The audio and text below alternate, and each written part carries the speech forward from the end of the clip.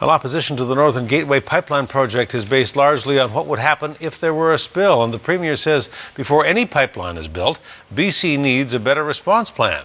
The Environment Minister is now faced with the task of making that happen. CTV's Joe Perkins reports. It's the explosion that led to one of the worst oil spills in American history. During 2010's BP oil disaster, nearly 5 million barrels of oil were released into the Gulf of Mexico.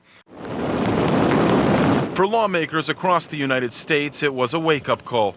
After the Gulf spill a couple of years ago, Washington State just completely overhauled their legislation. When it comes to dealing with oil spills today, the island's trust says our neighbors to the south have BC beat. They know if the spill happens at this hour of the day, at this tide, this is where they need to put the booms. They've practiced all these scenarios. But the province says it plans to lead the world in preventing and responding to oil spills, and it knows the work needs to start soon. We know that there's a lot of economic activity that's coming to British Columbia. With the Northern Gateway pipeline discussion ongoing, the Environment Minister met today with industry leaders in the oil, gas and chemical sectors to discuss the province's response to any potential land spills.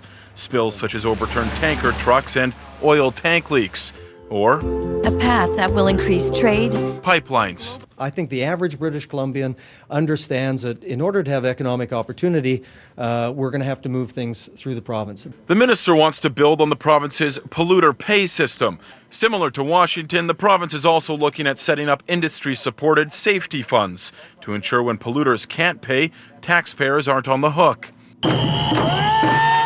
But for many, the focus remains on pipeline expansion and how the province would handle a potential spill off BC's coast. Washington may be ready, but critics say BC is not even close. If something does go wrong, we don't have anything like the budget and the staff to deal with what might flow into Puget Sound or vice versa. The province says marine-based oil spills fall under federal jurisdiction.